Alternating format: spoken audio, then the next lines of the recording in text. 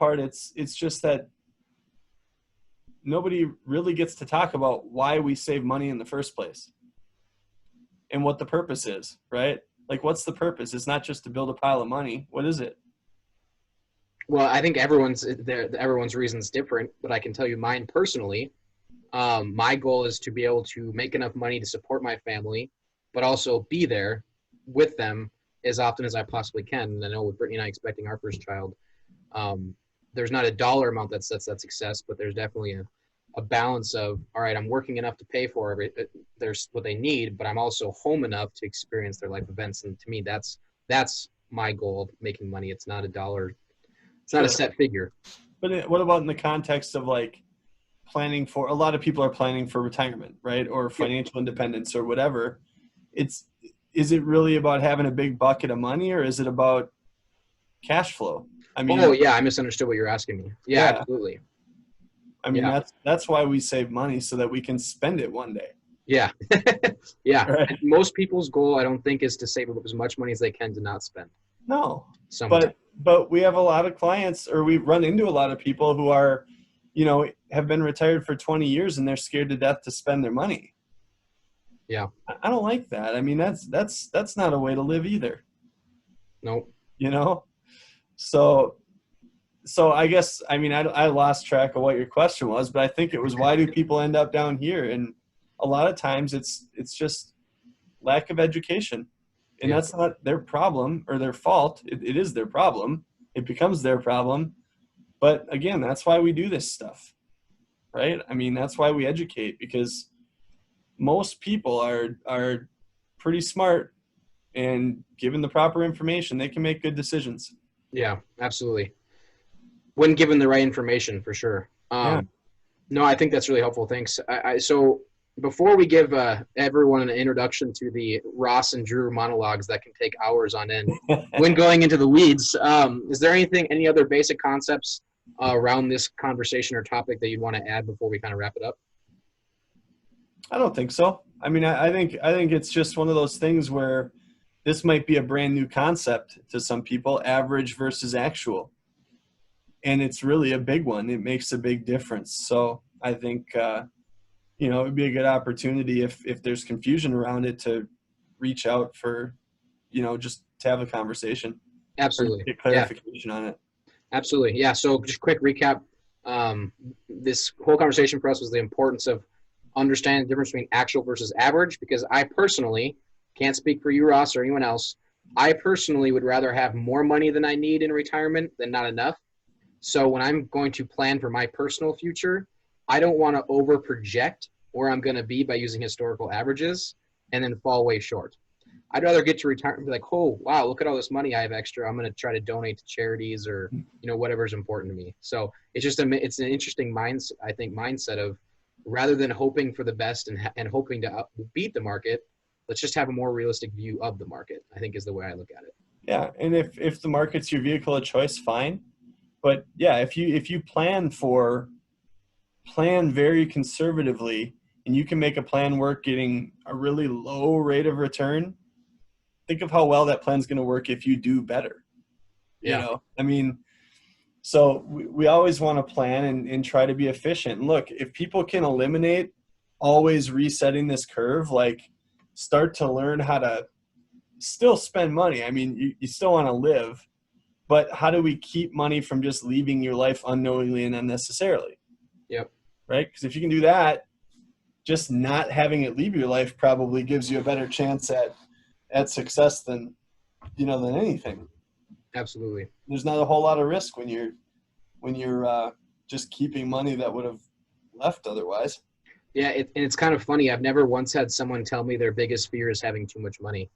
Well, so, that's definitely not the case. Absolutely. But I think like you said, the most important thing, because you started, when you answer my question, you started going a different direction with it, but about the why, right? Like, this stuff's not about money at all. Nothing we do is about money.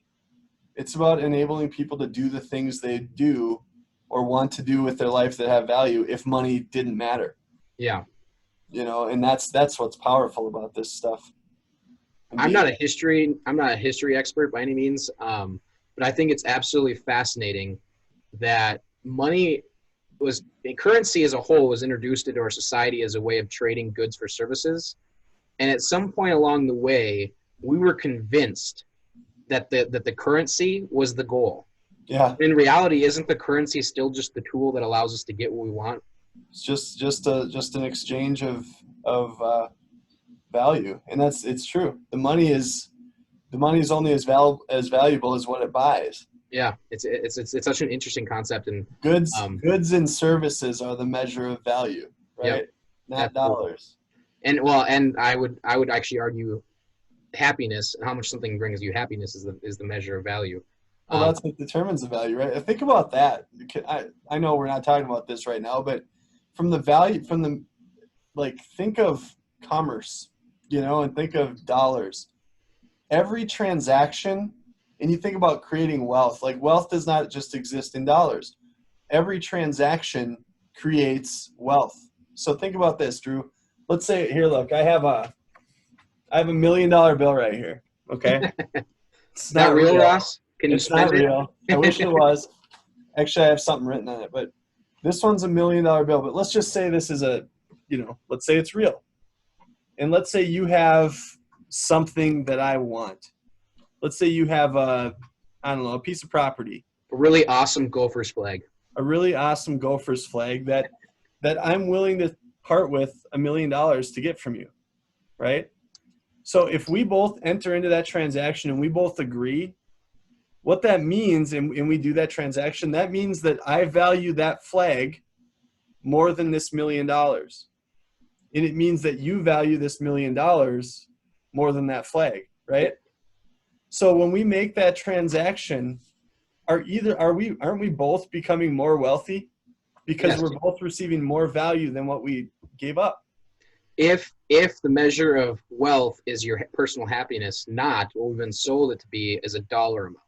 Well, it's value. It's whatever you value. So you value those dollars more than I value them, Yep. Because that flag's worth more to me than this $1 million. But that's why when you see people spend money and you're like, why would they waste money on that? Well, maybe to them that's not a waste of money. Yeah. Maybe to them they got wealthier by buying that. Yeah.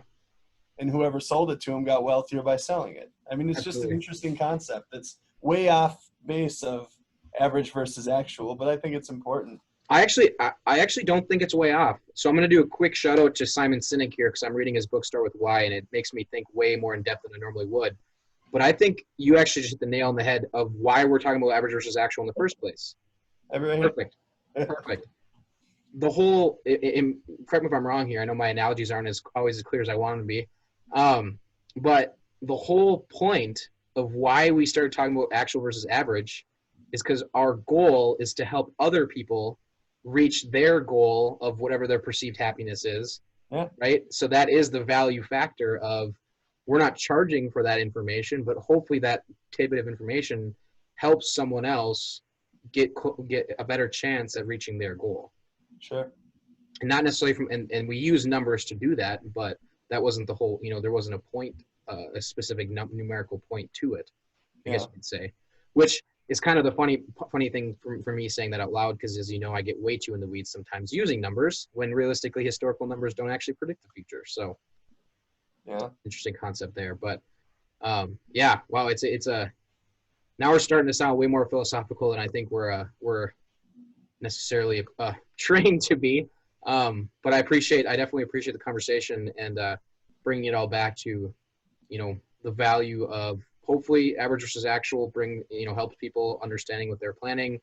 Hopefully staying on the compounding curve, that's a profound example that I'm sure we go into if we really wanted to. But overall, just understanding that whether, someone talks to you or talks to me or someone from our team or anyone else they trust, hopefully the goal isn't the amount of money being made or saved. The goal is how are we going to attain those goals or their personal goals that bring them value. The outcomes that are important to them. Yes. Thank you for cleaning that up. I like to use a lot more words than necessary. All right, Ross. You do like to do that. Yep. All right, Ross. Well, thanks. I appreciate your time. I'm sure I'll be talking to you again soon. Absolutely, Drew. You're the best. Thanks to everyone who I seriously mean that. Thanks, I bud. do. All right, man. I'll talk to you later.